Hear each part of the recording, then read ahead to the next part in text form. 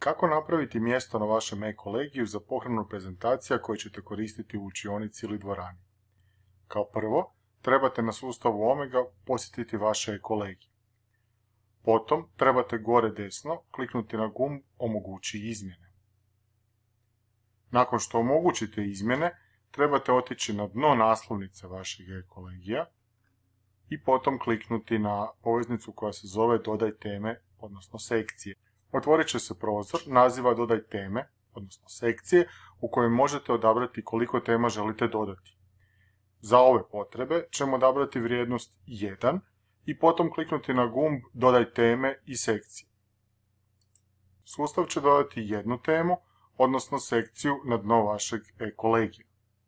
Ona se trenutačno zove tema i neki broj. Kod mene je to tema 6. Kako bismo ju preimenovali, potrebno je kliknuti na ikonu olovke desno od naziva teme.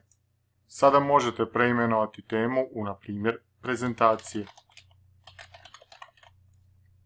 Ono što je bitno napomenuti, ako prilikom preimenovanja teme kliknete bilo gdje na sučelju vašeg e-kolegija ili pritisnete tipku Escape na vašoj tipkovnici, poništit ćete ovu operaciju preimenovanja.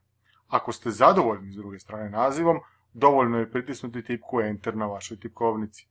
Sada imamo temu koja se zove prezentacija.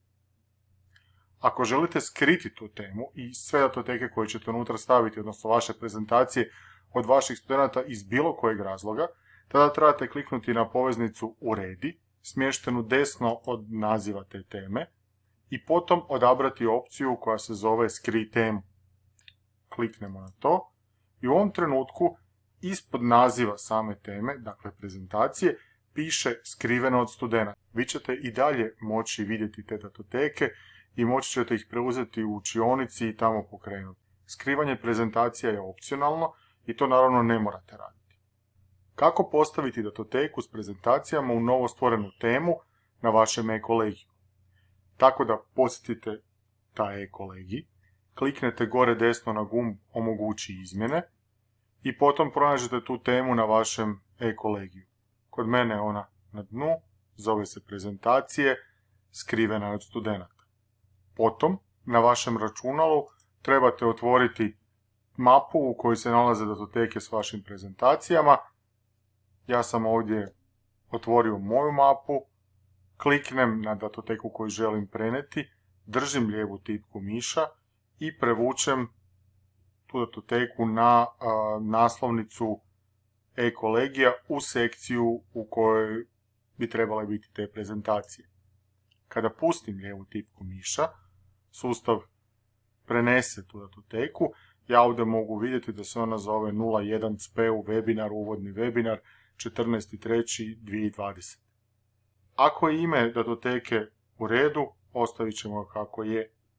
Ako želite prenijeti više prezentacija odjednom, možete odabrati ih na vašem računalu i potom ih na sličan način, znači kliknem, držim lijevu tipku miša i prenesem u prozor u kojem se nalazi e-kolegij. Ako su ovo sve prezentacije koje ja želim staviti gore, trebam otići na vrh, kliknuti na Omogući izmjene i to je to.